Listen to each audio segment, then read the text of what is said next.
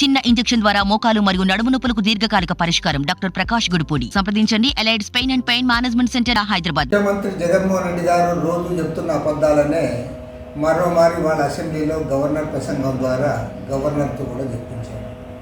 అన్నీ పక్క అవాస్తవాలు, అందులో ఒక్కటి కూడా వాస్తవం లేదు.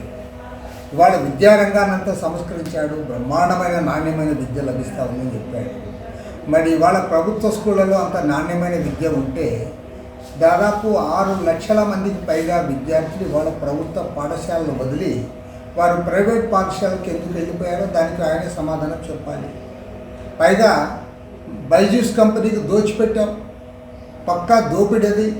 అదొక వివాదాస్పదమైన కంపెనీ, కేసుల్లో కూరుకుపోయిన కంపెనీ, 100 కోట్ల రూపాయల కంపెనీకి ఇవాళని అంతా కూడా ఇది సర్వ్ చేస్తూ ఉన్నాం. ప్రభుత్వ డబ్బునంతా కూడా దానికి దుర్వినియోగం చేస్తూ ఉన్నాం. దానికి కూడా ఆయన సమాధానం చెప్పాలి. ఆరోగ్య రంగం విషయంలో ఇంటింటికి ఆరోగ్యం అని చెప్తా ఉన్నాం. ఆరోగ్యశ్రీ గురించి కూడా గొప్పగా చెప్తా ఉన్నాం. ఇవాళ ప్రైవేట్ ఆసుపత్రిలో పేషెంట్ తీసుకుని పోతే ఆరోగ్యశ్రీ కింద వారు అడ్మిట్ చేసుకునే పరిస్థితి లేదు. ఎందుకంటే ప్రభుత్వం మాకు బకాయిలు చెల్లించడం లేదు కాబట్టి మా హాస్పిటల్ మేము అడ్మిట్ చేసుకోమని కూడా చాలా క్లియర్గా వారు చెప్తా ఉన్నారు.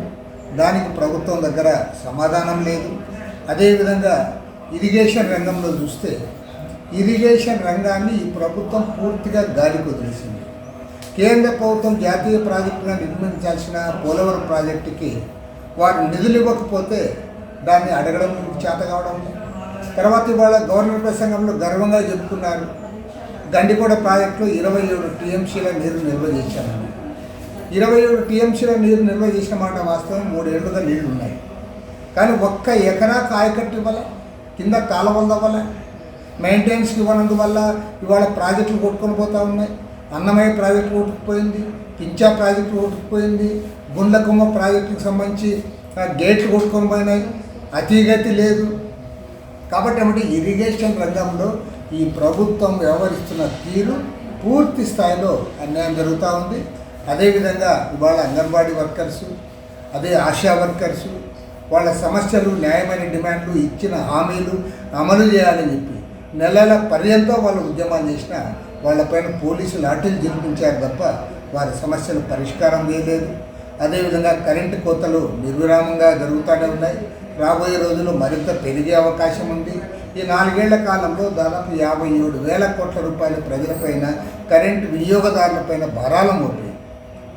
ఈరోజు మళ్ళీ సిగ్గు లేకుండా మేము ప్రభుత్వం బ్రహ్మాండంగా చేస్తున్నామంటే ఎవరు నమ్మే పరిస్థితి లేదు. పైగా ఉచిత విద్యుత్తుకు మంగళం పాడడానికి ఇవాళ విద్యుత్ మీటర్లు కూడా బిగిస్తూ ఉన్నారు. పంప్ సెట్లకు అంతా కూడా మీటర్లు బిగించే పరిస్థితి రైతులందరూ కూడా వ్యతిరేకిస్తూ ఉన్నారు. అంతేకాకుండా ఇవాళ ప్రతి విషయం అన్నిటికంటే పెద్ద పచ్చి అవాస్తవం ఏమంటే గవర్నర్ గారి ప్రసంగంలో విశాఖలో జరిగిన పెట్టుబడిదారుల సదస్సులో 13,11,000 కోట్ల రూపాయలు పెట్టుబడులు పెట్టడానికి ముందుకు వచ్చారన్నారు. నేను అడుగుతా ఉన్నా, మరి ఆ పెట్టుబడులు ఎక్కడొచ్చినాయి? పరిశ్రమలు ఎక్కడ పెట్టారు? ఉపాధి ఎక్కడిచ్చారు? గణాంకాలు చెప్పండి. అవాస్తవాలతో గవర్నర్ చేత చెప్పించారు. అన్నీ అబద్ధాలే. ప్రజలు అన్నీ గమనిస్తూ ఉన్నారు. తప్పకుండా ఈ ప్రభుత్వానికి చివరి రోజులు దాపురించాయి. ఈ ఎన్నికల్లో తగు రీతిలో బుద్ధి చెప్తారు. మరిన్ని వీడియోస్ కోసం ఛానల్ ని సబ్స్క్రైబ్ చేయండి. లేటెస్ట్ అప్డేట్స్ కోసం వాట్సాప్ ఛానల్ ని ఫాలో చేయండి. అండ్ లింక్ డిస్క్రిప్షన్ లో ఉంది.